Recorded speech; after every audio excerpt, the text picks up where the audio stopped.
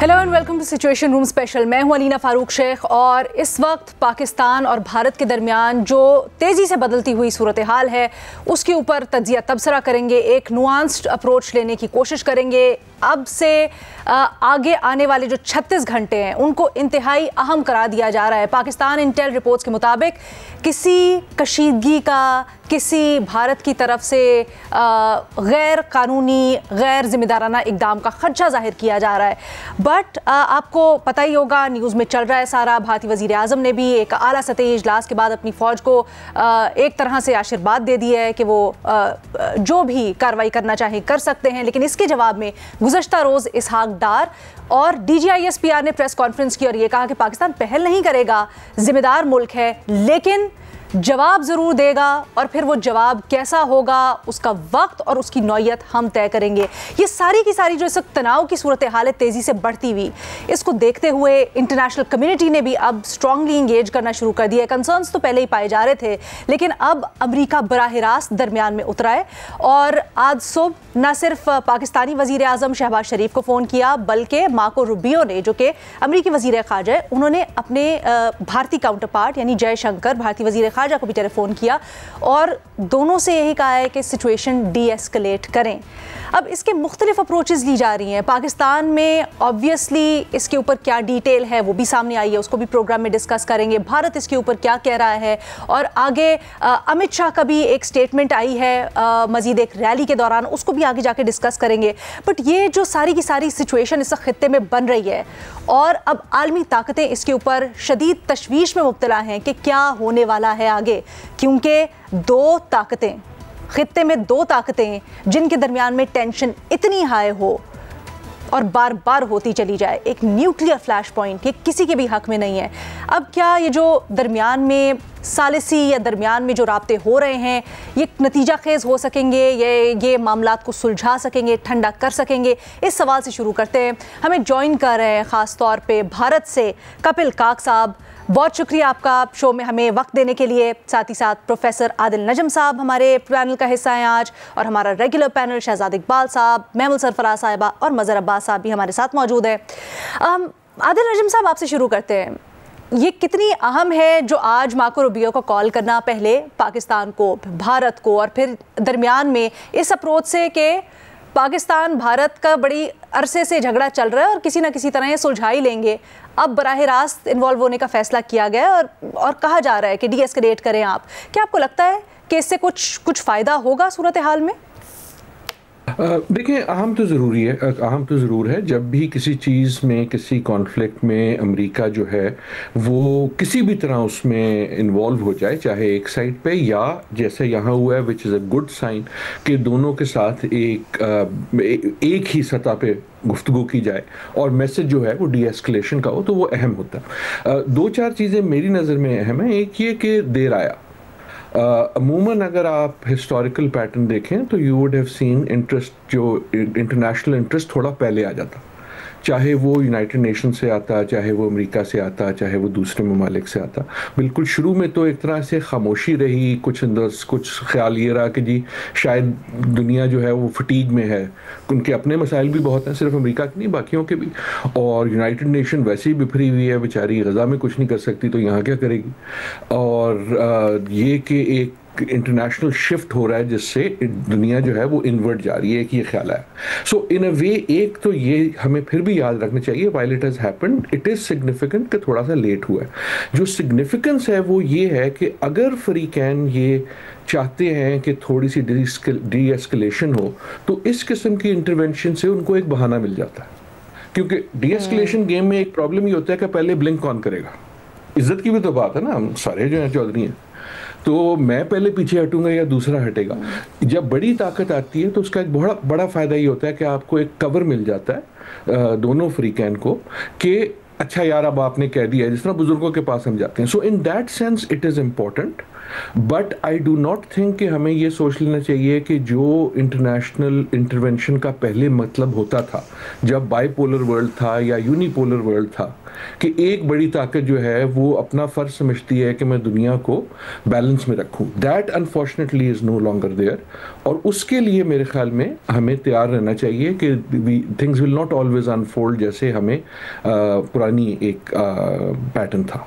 कपिल साहब, आप कहिएगा, जिस तरह से आदिल साहब ने कहा कि इस तरह की जब ताकतें दरमियान में इन्वॉल्व होती हैं, कहीं ना कहीं अगर डी एस्केलेशन की ख्वाहिश है तो उसको कवर मिल सकता है। आपको इस वक्त भारतीय हुकूमत का मूड क्या नज़र आता है, वहाँ पर सेंस क्या नज़र आती है? क्या वहाँ पर डी एस्केलेशन के लिए कोई ख्वाहिश मौजूद है, या फिर आपको लगता है मामलात यहाँ से ज़रा गंभीर ही हैं?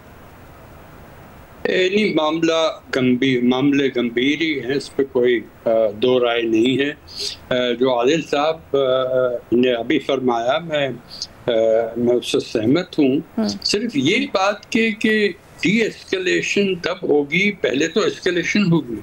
अगर आप इसका डेफिनेशन देखें, D escalation means you have escalated, उसके बाद डी एस्केलेशन करना। तो मैं अपने दोस्तों के सामने कुछ मुद्दे पेश करना चाहता हूँ, तो पॉइंट्स पेश करना चाहता हूँ। पहले तो मैंने ऐसी आउटरीच, आप जानते हैं मैं एयर मार्शल रहा हूँ, एयरफोर्स में सिक्योरिटी के मामलों में थोड़ी जानकारी है। ऐसी आउटरीच, जो गुस्सा, जो नाराज़गी सारे हिंदुस्तान में, ये 26/11 के बाद देख रहा हूँ, ये 17 साल के बाद। और इस दौरान में जो राइट विंग फोर्सेस हैं वो थोड़े मजबूत हुए हैं। जो हमारा मीडिया है वो भी इन राइट विंग फोर्सेस को एक तरीके से सपोर्ट दे रहा है। तो सियासी लीडरान के सामने जब ये आउटरेज आती है, तो आपने खुद ही अलीना जी जिक्र किया था कि हमारे वज़ीर आज़म ने क्या कहा था, उसके बाद वज़ीर दिफा राजनाथ सिंह ने क्या कहा था, अब आर्म फोर्सेस के जो लीडरान को क्या इंस्ट्रक्शंस मिली हैं, आपकी पूरी छूट है जो करना चाहते हैं। और ये मूड इतने दिनों से हम देख रहे हैं कि कब होगा, कहाँ होगा, कैसे होगा, किस कंपोनेंट जो हमारा फोर्स है उसका इस्तेमाल होगा। तो ये एक बात है।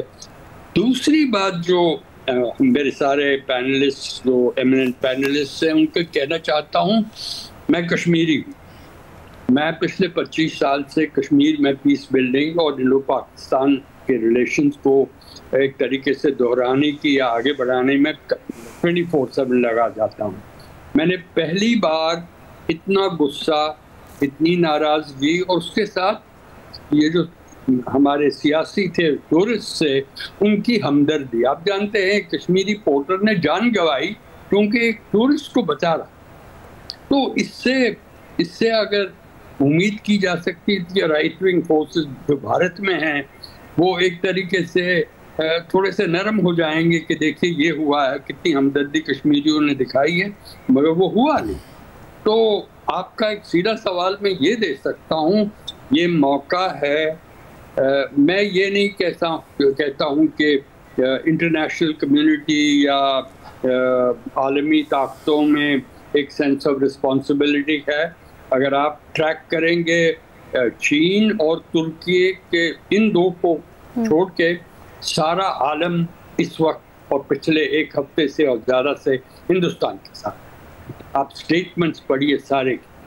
मगर ये कहते हुए मैं ये भी कहना चाहता हूँ, ये एक लास्ट पॉइंट है मेरा, इसके बाद और गुफ्तगू होगी, वो ये है कि इस मौके पर, इस सूरत हाल में हमें देखना है कि भारत और पाकिस्तान की आवाम और सबसे ज़्यादा जो दोनों साइडों की लीडरशिप है, वो कैसे एक शाइस्तगी से और अक्लमंदी से और सेंसिटिविटी से अपने जो एक तरीके के ऑब्जेक्टिव्स हैं, अपनी डोमेस्टिक कंस्टिट्यूएंसीज को सेटिस्फाई करने के लिए जो कुछ भी करना चाहते हैं, वो जंग नहीं होनी चाहिए, लिमिटेड जंग भी नहीं होनी चाहिए, लोकलाइज जंग भी नहीं होनी चाहती। जो कोई भी कंपोनेंट हमारी जंगी ताकतें हैं, हमारी तरफ से अगर इनिशिएटिव हुआ और पाकिस्तान की तरफ से अगर जवाब आया, दोनों को बिल्कुल जितना लिमिट कर सकते हैं उतना अच्छा है। क्योंकि जंग प्रिवेंशन के लिए हमारी दोनों मुल्कों की ममालिक की एक तरीके की हिकमत अमली है। Socio economic development and growth Pakistan को हमारे से ज्यादा जरूरत है, क्योंकि उनकी इकोनॉमी आपकी इकोनॉमी में काफी चैलेंजेस हैं। हमारी तो थोड़ी सी आगे आगे चलती है, रफ्ता रफ्ता आगे बढ़ती है। और जो खास बात जो है, जो जिसे हम कहते हैं एक तरह की दिफा कहिए या सिक्योरिटी कहिए, उसके लिए थोड़ा सा एस्केलेशन हो, कम से कम थोड़ा सा टोन डाउन हो जाएगा। उस वक्त जो आदिल साहब ने बहुत ठीक फरमाया, अच्छा। उस वक्त आप डी एस्केलेशन के रास्ते पे जल्दी से जाइए, उस पर बरकरार। लेकिन कपिल जी, क्या सवाल यही नहीं है, आप कहते थोड़ा सा एस्केलेशन हो उसके लिए, यानी कुछ ना कुछ फेस सेविंग या कुछ भी। हमने पुलवामा की दफ़ा देखा, इसी तरह से सारा का सारा मामला बढ़ा, फिर वो डॉग फाइट हुई, उसके बाद अभिनंदन एंड ऑल ऑफ दैट। क्या ये होना ज़रूरी है? क्या हमें हर दफ़ा इतने सालों से इसी एक्सरसाइज से गुजरना ज़रूरी है? हम एक आपने जैसे खुद ही अल्फाज इस्तेमाल किए, एक समझदार अप्रोच, एक जिम्मेदाराना अप्रोच नहीं अपना सकते? और इस दफ़ा तो कहा जा रहा है कि भारत की तरफ से पहल हुई जब इल्ज़ामात लगाए बगैर सबूत के। यही तो मैं कह रहा हूँ, इन मामलों में जो ह्यूमन इमोशन है, हमें एक साइकोलॉजिस्ट की ज़रूरत है इंडिया पाकिस्तान रिश्तों के लिए। अच्छा। ये साइकोलॉजिकल इश्यूज हैं, ठीक है, ये इमोशनल इश्यूज हैं। आप मुझे ये बताइए कि दो मुल्क ममालिक जो एक दूसरे के नेबर्स, जिसपे इतनी कॉमन कल्चर्स हैं। मेरे फेवरेट पोएट्स पाकिस्तानी हैं, मेरे फेवरेट गाने वाले पाकिस्तानी हैं, गजल इज माय मोस्ट फेवरेट। तो मुझे आप कैसे कह सकते हैं, रिवाइव कर सकते हैं, बात करते हैं इतनी बड़ी लीडरशिप लेवल पे कि टू नेशन थियरी वैलिड। अब ये अगर ऐसे स्टेटमेंट्स आए तो यहाँ पे तो जवाब होगा ना। अच्छा। मैं ये नहीं कह रहा हूँ कि मैं नहीं कह रहा हूँ कि नहीं कुछ कार्रवाई होनी चाहिए, नहीं कोई कार्रवाई बिल्कुल नहीं, मगर जो माहौल है, देखिए hope is not a strategy. अच्छा, आपने मुद्दा रखा, मैं चाहूंगी जरा अब शहजाद से इसके ऊपर जवाब लें। शहजाद कुछ नुकात रखे हैं सामने कपिल जी ने, क्या आपकी राय है इसके ऊपर? एक तो काफी सारी बातें जो उन्होंने की वो बिल्कुल मेरे ख्याल से दुरुस्त है, लॉजिकल है। जो उन्होंने एक बात की ना कि 26/11 के बाद इस वक्त वो देख रहे हैं कि इंडिया में चाहे हुकूमती सतह या अवामी सतह पे गुस्सा बहुत ज्यादा है, एक आउटरेज है। उसकी एक वजह है, उसकी वजह यह है कि 2014 से, बल्कि शायद जब बीजेपी इससे पहले भी ऑपोजिशन में थी, ये नफरतें जो है ना अपनी अवाम में इंजेक्ट की गई हैं। ना सिर्फ अपनी अवाम में इंटरनली, बल्कि अक्रॉस बॉर्डर भी ये नफरतें इंजेक्ट की गई हैं, और उस वजह से आज हमें इतना गुस्सा नजर आ रहा है इंडियन अवाम के अंदर और उनकी हुकूमती सतह पर। देखें, जो कुछ इंडिया ने इस हमले के बाद किया है पहलगाम, उसमें मुझे तो कोई सेंस नहीं नजर आती। It's totally no brainer. ज्यादा से ज्यादा अगर आप उनको मार्जिन भी देना चाहें तो आप ये कह सकते हैं कि आज शायद माजी के कुछ इंसिडेंट्स हैं जिनको बेसिस बना के ये कर रहे हैं। अदरवाइज तो देखें ना, इस इंसिडेंट के बाद दोनों तरफ से रवैया क्या है। ये सारी चीजें अब तो फैक्ट्स हो चुकी है ना, कि इंसिडेंट हुआ 10 मिनट में FIR हो गई, इंसिडेंट हुआ 10 मिनट में मीडिया को नाम भी पता चल गए, तस्वीर भी हो गई। This is not humanly possible. ये पॉसिबल नहीं है। अगर इतनी इंटेलिजेंस होती तो फिर शायद वाकई से पहले भी होती। अगर कोई पकड़ा गया होता तो शायद आपको पता चल जाता कि कौन इन्वॉल्व है। यहाँ तो कोई पकड़ा भी नहीं गया। तो जो उनके मीडिया ने एक आउटरीच वहां पे किया, वॉर मॉन्गरिंग की, उसके कोई मेरे ख्याल से बेसिस नहीं है। और 2019 और 2025 में एक बहुत बड़ा फर्क है जो मेरे ख्याल से इंडिया समझ नहीं रहा है। 2019 में जब उन्होंने बालाकोट में आके एयर स्ट्राइक किया था पुलवामा के बाद, इंडिया को उस वक्त ये महसूस होता था, उनकी हुकूमत को, उनकी फोर्सेस को, उनकी मीडिया को, कि पाकिस्तान शायद इसको रिस्पॉन्ड नहीं करेगा। बट पाकिस्तान ने रिस्पॉन्ड किया और पाकिस्तान उसमें सक्सेसफुल भी हुआ। तो इस वक्त अगर कहीं इंडिया में ये फीलिंग है कि हम एस्केलेट करेंगे, हम एयर स्ट्राइक करेंगे और पाकिस्तान रिस्पॉन्ड नहीं करेगा, this is not going to happen. Pakistan will respond. हो सकता है आप 5 स्ट्राइक करें, पाकिस्तान 4 करेगा, लेकिन करेगा जरूर, और इसमें नुकसान दोनों का होगा। सो सेंस हैज टू प्रिवेल। ये एस्केलेट नहीं हो सकता। Pakistan will respond. आपने सुन लिया है ना, पाकिस्तान तो इस सतह पे भी कह रहा है कि अगर आपने हमारा पानी बंद करने की कोशिश की तो वी विल स्ट्राइक फर्स्ट। तो इसलिए सेंस हैज टू प्रिवेल। मैं बताऊं आपको, देखें कल बड़ा प्रेस कॉन्फ्रेंस में DGI ISPR और हमारे फॉरेन मिनिस्टर ने बहुत कॉम्प्रिहेंसिव बात की है। सिर्फ दोनों तरफ रवैये देख लें। जिस दिन से ये अटैक हुआ है, पाकिस्तान ने रियासती सतह पे, और शायद कपिल साहब ने ये सुना भी हो, हमारी अफवाज ने कल टेररिस्ट का है, जिन लोगों ने हमला किया उन्होंने कहा टेररिज्म की कोई रिलीजन नहीं होती। हमारी हुकूमत की सतह पे जो नेशनल सिक्योरिटी कमेटी का एलामिया आया उसमें हमने कंडेम किया इस वाकये को, हमारे मीडिया ने कंडेम किया। You will not find a single leader, single analyst और मीडिया पर्सन जिसने इस वाकये को कंडेम नहीं किया और इसको अप्रिशिएट किया। आउटराइटली हमने इसको रिजेक्ट किया है। क्यों? क्योंकि हमारी इसमें इन्वॉल्वमेंट नहीं है। अब लेट्स सपोज जो इंडिया का एक बयानिया है कि पाकिस्तान इसमें इन्वॉल्व था, अगर इन्वॉल्व होता तो हमारा रवैया क्या ये होता? नहीं, फिर तो हमारा शायद रवैया वो होता जो अजित डोवाल साहब का है या फिर मोदी साहब का है। क्योंकि आप बयान देखें, मैंने जब यहाँ की लीडरशिप की बात की ना, वहां पे देखें अजित डोवाल साहब जो कि कहते रहे कि डिफेंसिव स्ट्रेटजी नहीं होगी, हमारी ऑफेंसिव डिफेंसिव होगी, बलूचिस्तान के खिलाफ स्टेटमेंट देते रहे। मोदी ये कहते रहे अपने खिताब में कि वहां बलूचिस्तान की आवाम मुझे शुक्रिया अदा कर रही है मेरा। ये वो लोग करते रहे, हम नहीं करते रहे। जाफर एक्सप्रेस अभी 2 महीने पहले का वाकया है। Not even a single condemnation by the leaders, by the government, by the media. In fact media उसको ऐसे प्ले कर रहा था जैसे बलूचिस्तान हैज फॉलन। ये फर्क है रवैये में। हमारे यहाँ तो उल्टा ये कह रहे हैं कि हमारी जो क़यादत है वो इतनी अपॉलोजेटिक क्यों हो रही है? When you are not involve, आप क्यों पेशकश कर रहे हैं कि इंडिपेंडेंट इंक्वायरी कराएं? आप क्यों कंडेम कर रहे हैं? But I don't think so they are being apologetic, they are being very sensible. वो सेंसिबल हो रहे हैं क्योंकि उनको पता है कि 2 न्यूक्लियर स्टेट आपस में नहीं लड़ सकते। तो ये इंडिया को भी सोचने की जरूरत है कि वहां पे जो माहौल उन्होंने एक बनाया हुआ है ना वॉर मॉन्गरिंग का, उनके मीडिया ने, उनकी हुकूमत ने, ये अब जो नैरेटिव है ये उनके गले पड़ गया है। अब वो समझ नहीं आ रही उनको इसको सेटिस्फाई कैसे करें। कभी कहते हैं हमने फौज को फ्री हैंड दे दिया कि वो अपना टारगेट चूज करें, अपना टाइम चूज करें। आप कर लें, यहां से भी रिस्पॉन्ड होगा, यहां से भी रिस्पॉन्स होगा। Who will benefit from this? इसलिए मुझे तो कोई सेंस नहीं नजर आ रही इस रवैये की। अच्छा, ये जो आपने नुक्ता निकाला ना कि 2019 और 2025, क्योंकि बार बार पुलवामा की एग्जांपल दी जाती है और बार बार 2019 में लेके जाया जाता है, तो उसमें बड़ा फर्क है। कपिल साहब, would you like to respond to it? नहीं, मैं सिर्फ एक जुमला बता दूं, एक जुमला। अच्छा, एक सेकंड ले लीजिएगा। मैं जिन नफरतों की बात कर रहा हूं ना, हमने 1930 में जर्मनी में ये नफरतें देखी हैं जो अपने अंदर भी अवाम में फैलाई गई, अक्रॉस बॉर्डर फैलाई गई, उसका नुकसान हुआ। मुझे खतरा ये है कि इंडिया जो है ना इस वक्त जिस हद तक ये नफरतें फैला रहा है ना, ये पूरे खित्ते के लिए बड़ा डैमेजिंग और डेंजरस हो सकता है। इससे निकलने की जरूरत है। ना जर्मनी को फायदा हुआ इसका, ना इंडिया को फायदा होगा इसका। जी कपिल।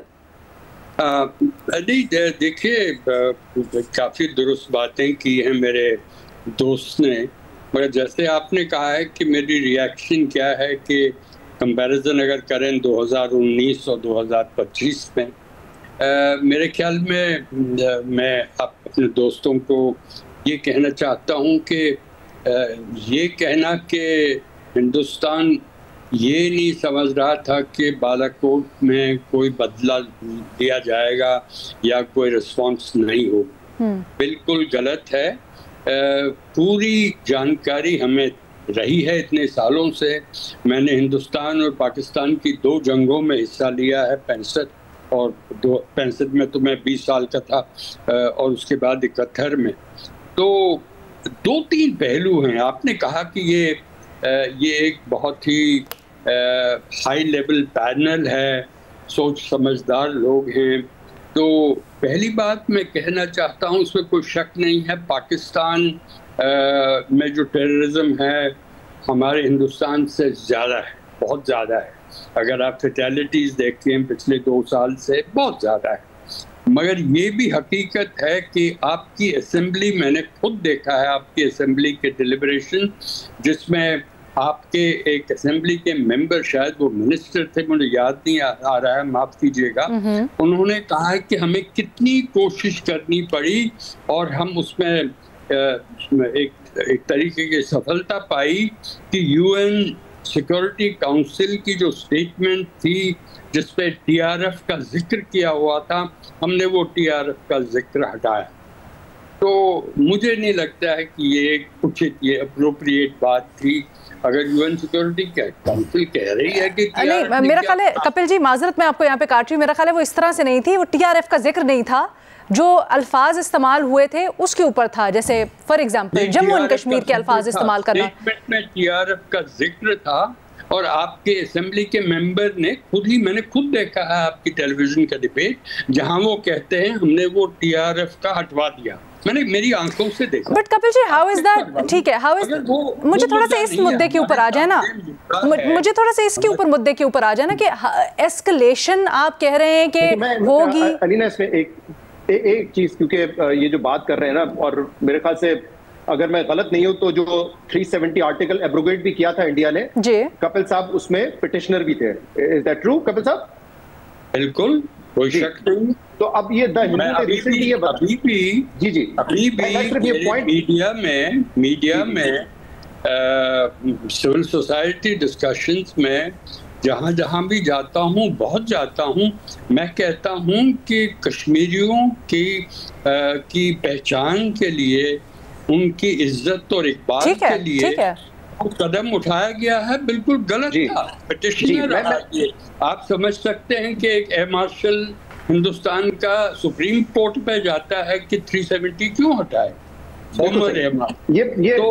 बात मैं इसलिए कर रहा हूं क्योंकि द हिंदू ने भी इस पर जो है पूरा एक आर्टिकल किया था कि जब ये हुआ, आर्टिकल 370 को एब्रोगेट किया गया, इसके बाद लोकल बहुत सारे रेजिस्टेंस ग्रुप बने हैं कश्मीर में, और इसीलिए बने क्योंकि अब वो आइसोलेटेड फील कर रहे हैं। तो इसका ये जो लोकल रेजिस्टेंस ग्रुप है, ये एक ऑर्गेनिक एक्ट हो सकता है, इंडिजिनस एक्ट हो सकता है। इसको आप पाकिस्तान के ऊपर कैसे डालेंगे? नहीं, मैं पाकिस्तान के ऊपर नहीं, आपसे नहीं, मैं जनरली इंडिया की बात कर रहा हूँ। हुकूमत जो इंडियन हुकूमत जो कर रही है उसकी बात कर रहे हैं। अल्फाज मत इस्तेमाल करिए जो मैंने यूज नहीं किए। नहीं, आपको नहीं कह रहा, मैं जनरली इंडियन माहौल की बात कर रहा हूं। लोकल रेजिस्टेंस है, ये एक तरीके की नॉर्मलसी रही है, उसमें कोई शक नहीं है। और दूसरी तरफ से जो कश्मीरियों की नाराजगी जो दिल में है, क्योंकि जो कुछ कदम उठाए गए हैं, कश्मीरी कहते हैं कि हमारे खिलाफ हैं। और जब इलेक्शंस हुए हैं, इंतखाबात हुए हैं, आप खुद ही जानते हैं, पिछले साल ही हुए हैं, उसमें कौन सी पार्टी आई? वही पार्टी जो कहती आ रही है पिछले 6 सालों से कि 370 हटाना गलत था, स्टेटहुड छीनना गलत था, और हमें अपनी पहचान वापस करिए। इसमें कोई शक नहीं। अच्छा, नहीं, लेकिन हम फिर घूम के थोड़ा सा डाइग्रेस कर गए हैं। आई थिंक हमें वापस वहां पर आना चाहिए कि जहां पर अगर हम ये कह रहे हैं कि आने वाले दिनों में सिचुएशन कुछ भी ख़राब हो सकती है, और एक आगे से आर्ग्यूमेंट ये आता है कि क्योंकि अब जी भारत एस्केलेट होंगी चीज़ें तो डी एस्केलेट होंगी, but how does that make sense? क्यों हमें चीज़ों को दो न्यूक्लियर मतलब स्टेट्स के दरमियान में हर दफ़ा इसी तरह से डॉग फाइट करके तो फिर उसको सॉल्व करना है? More on that after break जी। Welcome back. इस वक्त जो सूरत हाल है पाकिस्तान और भारत के दरमियान, उसको हम डिस्कस कर रहे हैं। मज़हर अब्बास साहब, मामला छिड़ेगा, फिर कहीं भी जा सकता है, कोई बईद नहीं है किस तरफ जाता है, सिर्फ छोटी सी दर जवाब दे के ख़त्म हो जाएगा या फिर मज़ीद चलेगा। क्या आप समझते हैं किस तरह से इस वक्त रोका जा सकता है इस चीज़ को, और जो इंटरनेशनल कोशिशें हो रही हैं डिप्लोमेटिक सतह पर, वो क्या साबित हो सकती हैं सूदमंद? देखिए, पाकिस्तान और इंडिया का मसला ये कि they are victims of missed opportunities. उनके पास इतनी अपॉर्चुनिटीज़ थी, हमेशा मिस कर दी। किसी एक एडवेंचर की बिना पे अपॉर्चुनिटी मिस कर देते हैं। अभी भी अगर आप ये कह रहे हैं कि कुछ छेड़खानी करके चीज़ें हल हो जाएंगी, तो छेड़खानी करने के बाद तो आपको नहीं पता होता कि वो छेड़खानी किस हद तक आगे चली जाएगी। लिहाजा बेहतर ये होता है कि आप बातचीत करें, और बातचीत के ज़रिए आप अपना पॉइंट ऑफ व्यू रखें, दूसरा अपना पॉइंट ऑफ व्यू रखे। अगर आपको ज़रूरत है किसी तीसरे फरीक की, ज़रूर उसको मिलाएं। नहीं ज़रूरत है, खुद मिल के चीज़ों को रिज़ॉल्व करने की कोशिश करें। ये वो चीज़ें हैं जो कि हल है, लेकिन मसला ये है कि एक दूसरे पे ट्रस्ट नहीं है। जो ट्रस्ट लेवल है वो बहुत लो है, ना होने के बराबर है। इसलिए कोई बीच में आता है तो वो कुछ अरसे के लिए चीज़ें ख़त्म हो जाती हैं, फिर कोई एक वाक़या होता है, उस वाक़े के अपने डायनेमिक्स होते हैं। जो इंडियन पॉलिटिक्स में मुझे तब्दीली नज़र आई पिछले 15-20 सालों में ख़ास तौर पे, वो ये आई कि इंडियन इलेक्टोरेट जो है वो एक्सट्रीमिज़म को सपोर्ट करने लगे। आप देख लें, आप कांग्रेस को उठा लें, आप बीजेपी को उठा लें, दोनों का पॉलिटिकल नैरेटिव देख लें आप उसमें, और उसकी बुनियाद पे, यानी पॉलिटिक्स, अगर आप पाकिस्तान के जितने इलेक्शन उठा लें, मैं चैलेंज करता हूँ, कोई एक इलेक्शन में एंटी इंडिया नैरेटिव जो था वो उसने किसी लीडर को नहीं जिताया। वो जो मसला हुआ वो एक दूसरे पे इल्ज़ामात थे, सब कुछ थे। और इवन अगर उसके बाद की भी सिचुएशंस देख लें आप, उसके बाद के भी लीडर्स आप उठा के देख लें, तो वो they always go for talks, और हमेशा पीस की बात करते हैं। लेकिन ऐसे हैं एलिमेंट्स होते हैं, दोनों जगह एलिमेंट्स होते हैं जो चीज़ों को सबोटाज करते हैं। अब ये जो वाक़या है जो इंतहाई काबिल मज़म्मत है, इसका पहले तो ये कि एकदम ऑल ऑफ अ सडन कैसे मीडिया को, इंडियन मीडिया का अगर मैं मवाजना करूं पाकिस्तानी मीडिया का, तो आप कारगिल उठा लें, आप आज का दौर उठा लें, कारगिल में तो चलें प्राइवेट टेलीविज़न नहीं थे, लेकिन आप आज के मीडिया को उठा लें, आज के इंडियन मीडिया को उठा लें, ऐसा लगता है कि इंडियन पॉलिटिक्स हॉस्टेज हो गई है मीडिया का। वो जो hysteria, war hysteria Indian media create करता है, उसमें वो लीडर्स उसके हॉस्टेज बन जाते हैं। उसमें उस चीज़ को इग्नोर नहीं किया जाता, उस चीज़ को जो है वो बढ़ावा दिया जाता है। ये जंग के बजाय, अमन के बजाय जंग को बढ़ावा दिया जा रहा है। ये नहीं कहा जा रहा कि जंग से अगर किसी का फ़ायदा होता है तो मुझे बता दें, मैं बेशुमार नुकसानात बता सकता हूँ आपके कि किसी भी जंग के नुकसानात क्या होते हैं उसके। आप उठा लें, शुरू से उठा लें, आप छोड़ें पाकिस्तान इंडिया की जंग को छोड़ें, दुनिया की जंगें उठा लें आप उसमें, तो जंग से तो बेहतर हमेशा अमन रहता है। और जंग में इश्यूज़ आते हैं, जंग के इश्यूज़ आते हैं। आप देखें कि हमारी पॉलिटिक्स हर तरीके से हुई, लेकिन हमारी दूसरी रिलेशनशिप कभी ख़राब नहीं हुई। हमारी क्रिकेट के टाइज़ रहे, हमारे कल्चरल टाइज़ रहे, हमारे यहाँ पीपल्स टू पीपल डायलॉग रहे, हमारे यहाँ जो है ट्रैक टू डिप्लोमेसी रही। आज ऐसा लगता है कि हर चीज़ ख़त्म होकर रह गई है। तो मैं समझता हूँ कि ये जो सिचुएशन है ये बड़ी अलार्मिंग है कि जब सारे ही रास्ते ख़त्म हो जाएं और सारे ही रास्ते ख़त्म कर दिए जाएं और सिर्फ जो है वहाँ आप उठा के देख लें, मैं इंडियन मीडिया की अगर हेडलाइंस देखें आप कि बदला लेना है, रिवेंज चाहिए, ये सारी ये जो चीज़ बिल्डअप की जा रही है, इसका नतीजा क्या होगा? चले आपने हमला कर दिया तो नतीजा क्या होगा? पाकिस्तान जवाब में हमला कर देगा, उसका नतीजा क्या होगा? तबाही ही होगी ना, चाहे यहाँ की तबाही हो या वहाँ की तबाही हो, होगी तो तबाही। तो अगर हम इसके लिए ज़हनी तौर पे तैयार हो गए हैं कि हमने अपने आप को तबाह कर लेना है तो सौ बिस्मिल्लाह। वरना मैं समझता हूँ कि दोनों मुल्कों के अवाम के लेवल पर अगर आप जाएं तो अवाम के लेवल पे एक वाक़े का गुस्सा अपनी जगह होता है, लेकिन आज आप पाकिस्तानी कॉन्सुलेट खोल दें, आज आप पाकिस्तानी एम्बेसी खोल दें, वहाँ की एम्बेसी खोल दें, वीज़ा ओपन करें, आप देखें कि कितनी कतारें लगी होंगी, आपको अंदाज़ा हो जाएगा। तो मेरा ख्याल में हमने चीज़ों को इस नहज पे पहुंचा दिया है कि जहां एक नैरेटिव जिसको एक पॉलिटिकल सपोर्ट भी मिलती है, यानी अगर किसी के नैरेटिव की बुनियाद पे किसी के इलेक्शन रिजल्ट तब्दील हो जाएं, किसी को इलेक्शन में इतनी हो जाए कि दूसरी जो अपोजिशन है उसके लिए एक बड़ा मसला हो जाता है कि वो चैलेंज कैसे करे इस नैरेटिव को। तो अगर इलेक्टोरल सपोर्ट उस नैरेटिव को मिलनी शुरू हो जाए, जो कि मैं समझता हूं कि पाकिस्तान में वो सिचुएशन हमें नहीं नजर आती, चाहे PMLN उठा लें, और इस वक्त भी यही कनेक्शन जोड़ा जा रहा है जो हम कपिल जी से डिस्कस भी करते हैं कि क्योंकि बिहार के, आसाम के इलेक्शंस आने वाले हैं लेटर इन द ईयर, तो इसलिए ये एक नैरेटिव भी बिल्ड हो रहा है। I will come back to you Kapil ji for the answer. लेकिन महमल, क्या समझती हैं इस वक्त इस तरह से डिप्लोमेटिक एंगेजमेंट कुछ ना कुछ सेंस प्रिवेल कर सकती है सूरत हाल में, या मामलात अभी बिगड़ गए हैं या इस तरफ जा रहे हैं कि बहुत खतरा आपको आगे नजर आ रहा है? देखिए रीना, मैंने जब इंडिया में अपने कुछ लोगों से उधर बात की इस बारे में कि क्या ये ख़ासतौर पे जो अमेरिका ने डिप्लोमेसी बीच में की, मीडिएशन करने की कोशिश कर रहे हैं, रिस्ट्रेंट का कहा है, तो उसके बाद क्या इंडिया के अंदर जो है वो वॉर हिस्टीरिया कुछ कम हुआ है, कुछ ऐसा लग रहा है कि सिचुएशन बदली हो? तो उन्होंने कहा कि अभी भी ऐसा नहीं है, कि ऐसे ही लग रहा है कि जो मोदी रजीम है ये कुछ ना कुछ करेंगे ज़रूर, यानी कि ये कोई ना कोई कार्रवाई करने के अभी भी मूड में। कपिल साहब ने भी अभी यही बात की है कि ऐसे लग नहीं रहा कि वो कोई पीछे हटेंगे।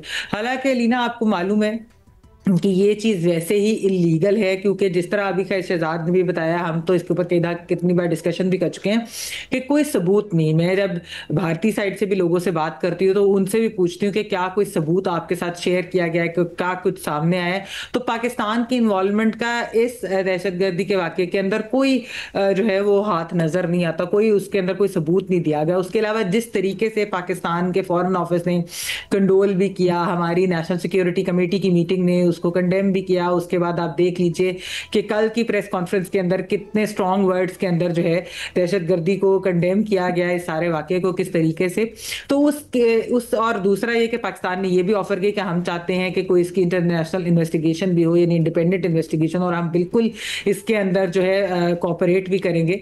तो इस सारी चीज से एक तो चीज नजर आ रही है कि पाकिस्तान के इससे को लेना देना नहीं। अनफॉर्चुनेटली जो वॉर हिस्टीरिया है वो पाकिस्तान ने तो क्रिएट नहीं किया। पाकिस्तान के अंदर तो हमारे लीडरशिप हो, हमारी सिविलियन लीडरशिप हो, हमारी फौजी क़यादत हो, सब यही बात कर रहे हैं कि यहाँ से पहल नहीं होगी, लेकिन हाँ अगर जब वो पहल करेंगे तो फिर हमने जवाबी कार्रवाई तो करनी है और फिर वो तो हम देंगे। तो ये चीज पाकिस्तान की तरह से बड़ी एक रिस्पॉन्सिबली की है। हाँ अब ये देखिए ये होता कब है, क्या होता है, किस तरीके से, क्योंकि मैं आपको बताती चलूँ कि मोदी जो है उनका एक मिड मई के अंदर उनका एक फॉरेन टूर भी है, यानी कि उन्होंने क्रोएशिया जाना है, उन्होंने नॉर्वे जाना है और उन्होंने नेदरलैंड्स जाना है। तो वहां के लोगों से अगर आप बात करें तो वो कहते हैं कि अगर तो ये चीज फिर शायद टाइमिंग ऐसी हो कि पहले हो जाए, क्या ये तो नहीं हो सकता कि वो जब बाहर गए उस वक्त वो चीज करे, तो या तो वो इधर होंगे तो उस वक्त होगा, या फिर अगर होगा तो क्या उसके बाद होगा, या वो अपना ट्रिप कैंसिल करेंगे अगर कोई इस तरह की एस्केलेशन होती है। यानी कि वहां पर इस पे काफी ज्यादा चहमगोइयां हो रही है, इसके ऊपर काफी ज्यादा स्पेकुलेशन हो रही है कि क्या टाइमिंग होगी और किस तरीके की होगी। लेकिन मैं फिर ये बात जरूर कहूंगी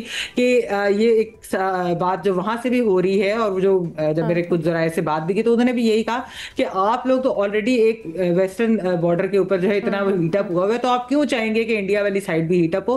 तो इट डजंट मेक सेंस। और लेकिन unfortunately Modi is hostage to his own narrative, to his own. Kapil ji बड़ी बैलेंस्ड और बड़ी सेंसिबल बात करते हैं उन लोगों में से एक है। कपिल जी आप बताइएगा, हमें थोड़े बल्कि समझाइएगा, आपके ख्याल में जब पाकिस्तान का केस इस बार बड़ा स्ट्रांग नजर आ रहा है, इंक्वायरी का मुतालबा भी कर रहा है, साथ साथ सबूत भी सामने रख दिए, दीगर चीजें भी सामने रख दी, क्या आप समझते हैं इस वक्त ये गोल्डन अपॉर्चुनिटी और एक मौका हो सकता है भारतीय हुकूमत के लिए कि क्योंकि इंटरनेशनल फोर्सेस दबाव डाल रही हैं और आपको कह रही हैं कि आप डी एस्केलेट करें, तो कुछ मामला रिजॉल्व हो सकते हैं और इस बार ज़रूरी नहीं है कि हम एस्केलेशन करें, या ज़रूरी नहीं है कि भारत कुछ एक्शन ले ही तो फिर ही मामला आगे बढ़े? नहीं, यही तो इसका जवाब तो मैंने प्रोग्राम के शुरुआत में ही कहा था अलीना जी के सूरत हाल ऐसे हैं कि देखिए, एक तो ये फॉल्स फ्लैग ऑपरेशन है, तो अगर है तो क्यों है? आपने कहा कि बिहार और बाकी इलेक्शन आने वाले हैं, उसके लिए तो साल भर है कम से कम। ये जल्दी इतनी नहीं है कि इलेक्शन होने वाले हैं। हाँ, आप पुलवामा के वक्त कह सकते थे कि 4 महीने में इलेक्शन हो रहे थे नेशनल लेवल पे, मगर बात ये है कि इसीलिए आपने जिक्र नहीं किया, फरमाया नहीं, मगर इंटरनेशनल कम्युनिटी तुर्की ये और चीन को छोड़ के भारत के साथ है। हाँ, थोड़ा सा दबाव डालने की कोशिश करेगी, मगर इस वक्त जो आपने बिल्कुल सही फरमाया, और मैं उससे निंदा करता हूँ, अपोज करता हूँ, क्योंकि हमारे मीडिया स्टूडियोज में जब जाते हैं वहाँ वॉर रूम्स है, वहाँ जनरल वो सिर्फ फटीक्स में नहीं है एंकर, ये हालात हैं, और उन हालात को आप धीमा नहीं करते सरकार और हमारी जो लीडरशिप है। कपिल जी आपकी सेंस क्या है, इस बार ऐसा क्या है जिसकी वजह से इस तरह का माहौल बनाया गया? क्योंकि इस बात ये है कि मैंने पहले शुरुआत में ही कहा था कि इस वक्त आउटरेज, इसीलिए मैंने 26/11 की बात की, मैंने पुलवामा की बात बट आप कह रहे हैं ना, आप कह रहे हैं फॉल्स, आपके मुताबिक ये फॉल्स फ्लैग ऑपरेशन था, राइट? नहीं, तो फिर ये ऑपरेशन क्यों किया गया फॉल्स? मैं कह रहा हूं कि कहा पाकिस्तान के दोस्त कह रहे हैं, आपके नजम सेठी, आपके नजम सेठी इतने सीनियर जर्नलिस्ट हैं, उन्होंने करण थापर के साथ टीवी इंटरव्यू में बिना किसी डाउट के कहा है कि ये फॉल्स फ्लैग है। मैं कहता हूं वो ऑप्शन हो सकती है, मगर मैं भी नहीं जानता हूं फॉल्स फ्लैग था कि नहीं था, मगर ये जानता हूं कि जहां तक लोकल पहलगाम वाले कहते हैं, भाई सरन वाले कहते हैं, अभी तक जो कुछ भी बातचीत हुई है इसमें पाकिस्तान का हाथ है। वो पाकिस्तान के कौन जुड़ हैं, वो सरकार नहीं हो सकती है, वो कौन सी एजेंसी है, वो आप मेरे से ज्यादा जानते हैं। मगर 2-3 में बड़ी जल्दी से मेरे ख्याल में प्रोग्राम खत्म करने का वक्त आया है। ऐसे पहले सर हमारी तरफ से तो ये कह रहे हैं ना, हमने रख दिए, हमने तो इंक्वायरी की ऑप्शन भी आपके सामने रख दिया, आप इंक्वायरी करवा दें। वो इंक्वायरी मैंने अलीना जी आप जानते हैं, जब 26/11 के हमने यहाँ से डोजियर भेजे, इतने डोजियर भेजे, और आपकी सरकार के नुमाइंदों ने कहा ये तो लिटरेचर है, तो अब 26/11 तो सारी दुनिया की कहती है, हम नहीं कहते हैं। किसने किया, कहाँ किया, आप जानते होंगे, याद करिए, आपके फॉर्मर डीजी ISI ने खुद कहा है यहाँ से हुआ है, मगर हमारे लोग नहीं। सर फिर उसके बाद भी बहुत सारी चीजें हुई, लेकिन जिस वाक़े का कह रहे हैं और जिसके ऊपर इल्जाम लगा रहे हैं, आई थिंक उसके ऊपर ये डिस्कशन आपने इतनी ऊंची लेवल पे रखा है, हम उसी ऊंची लेवल पे वो डिस्कशन जो कुछ भी करना है करेंगे। मैं ये कहना चाहता हूँ, आपके साथ बिल्कुल सहमत हूँ। मेरे ख्याल में इसकी बात मेमल जी ने क्यों उठाई थी कि जो वॉर हिस्टीरिया है, एक तरीके की वॉर मंगरिंग है, वो कायम है। वो कायम है जब तक कि यहाँ से एक्शन होगी। जब भी होगी, कहाँ होगी, कैसे होगी, ये मैं जानता नहीं हूँ। इंटरनेशनल कम्युनिटी का कोई बिल्कुल वो स्टेटमेंट्स देंगे, कोई असर नहीं होगा। बट कपिल जी, आप बिल्कुल सही कह रहे हैं, वो तो सब देख रहे हैं, लेकिन आई थिंक यहाँ पर मुद्दा ये है, अगर एक सेकंड मुझे दे, मैं आदिल साहब को भी शामिल गुफ्तगू करूं, बट आई थिंक मुद्दा यहाँ पर ये है कि अगर वॉर हिस्टेरिया है या वॉर मॉन्गरिंग हो रही है, किस वजह से हो रही है, इंस्टिगेट कौन करे, ये देखना भी बड़ा जरूरी है ना कपिल जी। नहीं, इंस्टिगेशन नहीं हुई है, ये हमारा मीडिया, आप जानते हैं मीडिया सारे आलम में वो पब्लिक ओपिनियन शेप करता है, और उनके पब्लिक के लिए इंडिपेंडेंट इनपुट्स भी हैं। वो सिर्फ शाम को सरकार फिर वो हुकूमत की तरफ से भी भारतीय आ गया था ना कि हमने इंडस वाटर ट्रीटी सस्पेंड कर दी और बाकी सब कुछ। अगर कपिल जी मुझे एक सेकंड दे, मैं जरा बाकी एनालिस्ट का भी करूं, फिर आपके पास जवाब के लिए आती हूं। हमें बस वक्त बड़ा कम रह गया, इसलिए जल्दी जल्दी आगे चलेंगे। आदिल साहब बड़ी देर से कुछ कहना चाह रहे हैं। आदिल साहब, इसके साथ सवाल ये भी ले लीजिए। अभी कपिल जी ने एक पॉइंट रखा, उन्होंने कहा कि सारी दुनिया की जो हिमायत है वो भारत के साथ है। क्या आपको ऐसा ही नजर आता है? क्योंकि हम आर्टिकल्स वगैरह जो पढ़ रहे हैं और जो सवालात देख रहे हैं इंटरनेशनल कम्युनिटी के, वो तो बिल्कुल मुख्तलिफ तासुर पैदा कर रहे हैं। मैं इसी पे आना चाह रहा था, बहुत शुक्रिया। मैं मुख्तसर बात करूं कि मैं कपिल साहब को सुन रहा था, and thank you very much Kapil साहब, एंड आई वाज थिंकिंग कि काश कपिल साहब और चैनलों पे भी आए पाकिस्तानी। फिर मेरा दूसरा ख्याल ये था कि नहीं, मेरी दुआ ये होनी चाहिए कि कपिल साहब भारतीय चैनलों पे आए दूसरों पे, क्योंकि आई थिंक जब इसकी तारीख लिखी जाएगी तो मीडिया का role will be more than information. जो मैन्युफैक्चर्ड आउटरीच है, जो मैन्युफैक्चर्ड हो या ना, आउटरीच जो वो कह रहे हैं, वो दुरुस्त कह रहे हैं, वो बड़ी ऑब्वियस है। शहजाद ने कहा मैन्युफैक्चर्ड है, हमारे पाकिस्तान में मेरे ख्याल में जनरल सेंस ये है कि वो बहुत ज़्यादा मैन्युफैक्चर्ड है, एंड वो उबाल से बहुत ऊपर आ गई है, and this is not normal. तो एक मैं उसमें गुजारिश ये करूंगा कि पाकिस्तान का भी जो रिएक्शन है इस बार, क्योंकि अब हमें भी आदतें होगी ना इन चीज़ों की, दैट इज़ ऑल्सो डिफरेंट। सो दुनिया तब्दील होती है। पाकिस्तान में इस वक्त हमने जो देखा गवर्नमेंट की तरफ से भी और मीडिया की तरफ से भी कि मच अर्लियर ये परसीव करके कि कुछ होगा, इससे पहले कि कुछ हो, the conversation has gone up, which I think is in a good way. लेकिन ये जो आउटरीच है, ये अगर आउट ऑफ कंट्रोल हो जाए तो किसी के लिए अच्छी नहीं होती। दूसरी चीज जो बिगेस्ट सरप्राइज इस कॉन्वर्सेशन में मेरी है, वो वही है जो आपने अलीना अभी पॉइंट आउट की।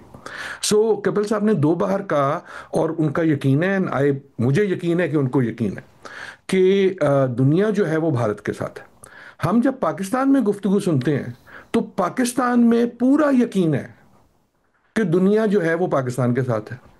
मैं अमेरिका में बैठा हूं, मुझे शक ये है कि दुनिया को जू भी नहीं रुक रही। अच्छा। कि उसकी जो स्टेट ऑफ सेक्रेटरी स्टेट की भी जो कॉल है वो भी मैन्युफैक्चर्ड है बाय पुशिंग। दुनिया के अपने मसाइल इस वक्त बहुत ज्यादा हैं। यहाँ हम ट्रंप को संभालें कि इंडिया पाकिस्तान को संभाले अमेरिका बैठ के, हमारे पास कम मसले। लेकिन मैं एक बिल्कुल so what I am saying is कि जो वर्ल्ड अफेयर्स में ट्रांसफॉर्मेशन आ रही है उसको मत इग्नोर करें। एक जो होता है ना, वो शेरलॉक होम्स वाली किताबों में होता है कि the dog that did not bark. United Nation से हमने तकरीबन कुछ नहीं सुना, राइट। सो द वर्ल्ड में अब जो है, मेरे ख्याल में वर्ल्ड ओपिनियन का मतलब सिर्फ ये नहीं है कि ममालिक क्या कहते हैं, उसका एक बहुत बड़ा मतलब ये है कि कंपनीज क्या कहेंगी। एप्पल जो कह रहा है कि मैं इतने पैसे लेके जाऊंगा भारत में, क्या it will want to do that? That may be a bigger pressure on Bharat. आप जो बात कर रहे हैं, एक बिल्कुल आखिरी, I promise it will be short. वो उन्होंने कहा कि उनके पाकिस्तानी शायर बड़े पसंदीदा हैं, मेरे भी साहिर भी बहुत ज्यादा पसंदीदा है। Let me finish on this. Sahir कहते हैं कि टैंक आगे बढ़े कि पीछे हटें, कोक धरती की बांझ होती है।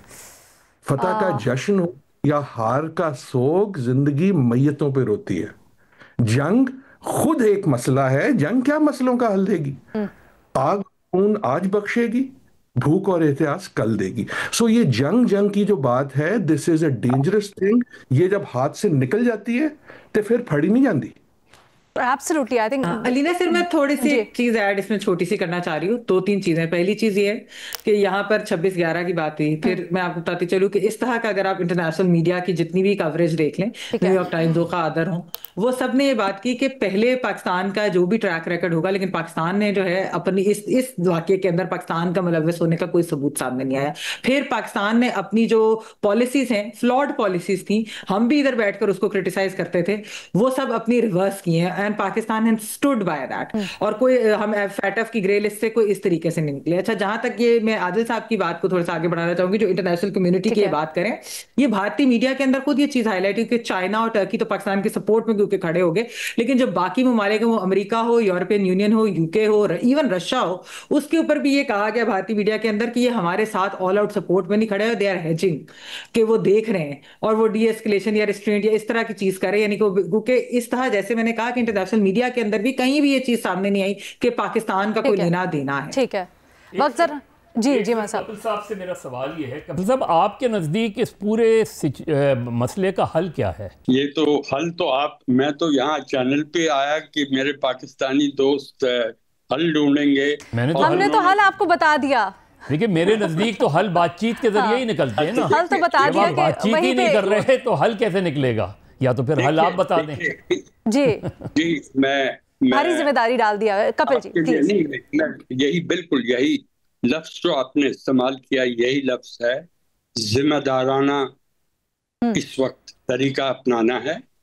क्या होगा वो बहुत बहुत बहुत जरूरी है, इस पर कोई शक नहीं है। कुछ हमारी तरफ से, भारत की तरफ से कुछ जंगी कार्रवाई होगी, मगर इस पे भी कोई शक नहीं है बड़ी लिमिटेड होगी, बड़ी रेस्ट्रेन्ड होगी, और जो ये वॉर मॉन्गरिंग स्टूडियोज में ही रहेगी, वो स्टूडियो से बाहर नहीं आएगी। जहां तक सरकार है, पाकिस्तान की सरकार और हमारी सरकार, पिछले इतने सालों से हमने देखा है जब भी क्राइसिस हुए हैं, वो कारगिल का हो या पार्लियामेंट अटैक का हो या पठानकोट का हो या पुलवामा के बाद बालाकोट का है, एक बड़े जिम्मेदाराना तरीके से कुछ मदद इंटरनेशनल कम्युनिटी ने भी दी है। मैं ये नहीं देख नहीं रहा हूं कि एक कन्वेंशनल लिमिटेड वॉर होगी जैसे 71 की तरह। बिल्कुल गलत है, बिल्कुल नहीं है। सर, सवाल मेरा सिर्फ इतना सा है कि हम ये क्यों कहा जाता है कि भारत लिमिटेड कार्रवाई करेगा और फिर पाकिस्तान से जिम्मेदाराना जवाब की तवक्को भी की जाती है? ये कोई नहीं कह रहा है। मैं आप ये तो थोड़ी ज्यादती हो जाएगी। सीनियर जनरल्स को ले आइए, जो भी न्यूटन्स का लॉ हमने फिजिक्स में पढ़ा था, to every action there is an equal and opposite reaction. वो हिंदुस्तान और पाकिस्तान के रिश्तों में पाकिस्तान थिंक्स कि the action will be India's action, right? There hasn't been an action before that. Alina ji, मुझे आपने मुझे माइक संभाला है, मैं कुछ कहना चाहता हूँ। जरूर। ये गलत है कि ये आउटरेज इज मैन्युफैक्चर। अच्छा, ये गलत है कि ये आउटरेज इज नॉट नेचुरल। बिल्कुल गलत है, क्योंकि मैं देख रहा हूँ, मैं अपने 100 कश्मीरी भाइयों से रोज बात कर रहा हूँ।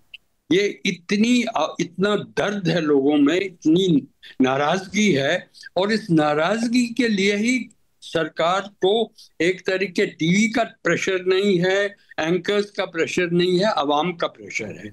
मगर एक और चीज जो है वो यह है कि जो कुछ भी होगा रेस्ट्रेंट दिखाना है, जैसे पहले दिखाया है, उसके बाद डी एस्केलेशन होगा, वो भी उस पर कोई शक नहीं है।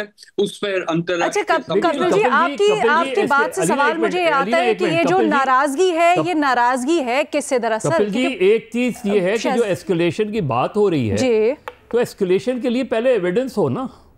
वो एविडेंस तो कहीं शेयर नहीं हो रहा और एस्केलेशन कर दी जाएगी। वही तो हम वही आते हैं ना कि फिर मतलब आप ये कह रहे हैं कि ये हम हिंदुस्तानियों ने खुद किया है। नहीं, मैं तो कुछ भी नहीं कह रहा। मैं एज ए जर्नलिस्ट तो कुछ भी नहीं कह रहा। जिसने भी किया सबूत दिखा दे। मैं तो कुछ भी नहीं कह रहा। मैं तो सिर्फ ये कह रहा हूँ कि कम से कम कोई चीज सामने तो आए, कोई एविडेंस सामने तो आए। यही मैं कह रहा हूँ कि ये ऐसे साहब, आई हैव टू कंक्लूड, मुझे जरा 1 मिनट दीजिएगा। Kapil ji please finish.